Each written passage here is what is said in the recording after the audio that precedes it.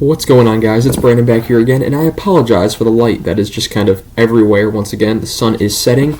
This video was supposed to come out 2 days ago, but I'm finally getting around to it. I had midterms, and I had some other stuff going on. Realize I'm wearing my Bedard jersey right now. I got the number 98 there. Bedard on the back there. Got my other one because I am going to the Blackhawks game tonight. Today is March 15th. They're playing the Kings at 7:30, so we'll see how that one goes. But this game is Game 66 versus the Anaheim Ducks. 7:30 game on March 12th. Hawks win 7-2. You heard that right. They win their second set of back-to-back games this season. They go to 18, 43, and 5. Shots were 31, 29 Chicago. Hits were 16, 13 Chicago. Faceoffs 34, 18 Chicago. Power plays, it explodes again. 4 for 6 on the power play for the Hawks. Anaheim goes 0 for 2. No Carlson for the Ducks. Athanasiou returns in his first game since November 9th with his groin injury. First time since 1992 that the Hawks in back-to-back games have scored 7 goals. Tays and Kane couldn't even do this stuff. And Bedard had a 5-point night. Kurashev and Foligno 4-point nights. And Gibson saves 20 out of 26 before Dostal comes in and saves 4 out of 5.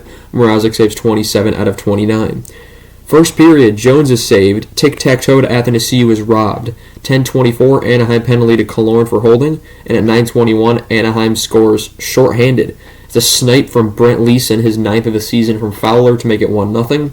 And on that same power play, the Hawks score at 8:33. It's a Chicago power play stuff-in goal for Ryan Donato, his 9th of the season as well, from Radish and Athanasiou to make it 1-1 as Athanasiou gets on the board in his return early.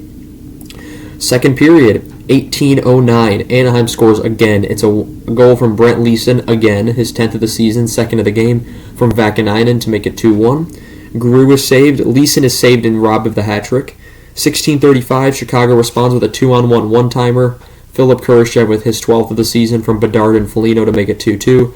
Each of those guys would have a lot more points that night. Sorry about that. So all of them get on the board. 14:40. It's a Chicago penalty to Foligno for holding, which would be killed. There was a minute delayed penalty on that. Anaheim just would not get rid of the puck. McTavish has a big hit on Tenorti. Vetrano hits the crossbar. 9:24. It's a Chicago penalty served by Athanasiou for too many men, which would be killed off because 7 seconds later, Anaheim takes a penalty. It's Vetrano for tripping. That was not a good call, and so it's 4-on-4 for a minute 53. And then at 8:48, it's an Anaheim penalty to McTavish for tripping, again, which would make it 4-on-3 for a minute 24, in which the Hawks scored. It's at 8:11. It's a power play goal from Seth Jones, his 4th of the season from Foligno and Bedard to make it 3-2. So it's 4-on-4 for 47 more seconds, which is the rest of everything is killed off. There's nothing else that goes on. Terry is saved. Strome is denied. Vlasic is robbed by Gibson. Vetrano robbed. Vetrano really wanted that 30th goal this season. Hawks taking control late in the third. 4-1 Anaheim penalty to Lagesson for holding, which would be killed. 29 seconds. It's a Chicago 2-on-1 one-timer goal. This time it's Connor Bedard on the receiving end. 20th of the season for him from Kurashev with his 100th point, and Foligno to make it 4-2.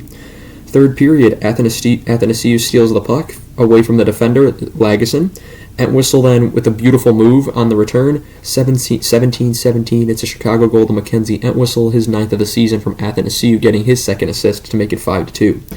17 minutes then, Chicago and Anaheim coincidental minors. It's Reese Johnson for interference and Grew for high sticking. And Grew ends up getting an extra penalty for making, I think there was blood. So it's served by McTavish for high sticking, and the Hawks score again 10 seconds in. 16:50, it's a Chicago one-timer power play goal. Philip Kurashev, 13th of the season, from Bedard with his 50th point of the year, and Foligno to make it 6-2. Athanasiou was then tripped and high-sticked, and there's no call. Vetrano post, and then a brawl breaks out at 10:42. After all is said and done, so Mrazek, it wasn't Mrazek, it was Tenorti, and I want to say McTavish started it, and then Gibson waves Mrazek over, the rest wouldn't let him, all hell just broke loose. Tenorti was bleeding, and it was what is going on. After everything is said and done after about 20 minutes, 10:42, Chicago and Anaheim penalties. Mrazek and Gibson get 2 each for leaving the crease, which would be served by Jones and Grew. 10:42, Tenorti and McTavish for roughing each get 2. Entwistle gets a misconduct, and Mintukov gets the extra roughing penalty, which gives the Hawks a power play. Entwistle and Gudis get fighting majors. Reese Johnson and Gudis get misconducts. Mrazek and Gibson also get misconducts, and Gibson somehow gets ejected out of the game for instigating Mrazek. I don't know. So the Hawks get the power play. Dostal in. Gibson, for some reason, I'm not sure if he was ejected or not. And the Hawks were teeing one-timers all game, and at 9:54 they do it again. It's a power play tap-in goal from Tyler Johnson with his 15th of the year, Bedard with his 4th assist, Kurashev with his 2nd, along with 2 goals. Makes it 7-2. Foligno 4 assists, Bedard a goal, 4 assists, Kurashev 2 goals, 2 assists. We conclude the game. Let's see if the Hawks can get a 3-game win streak going. They're in a fight for Celebrini. They're now in second last, so we'll see how that goes. I want to thank you guys so much for watching this video, and I shall see you guys in the next one. Have a good one.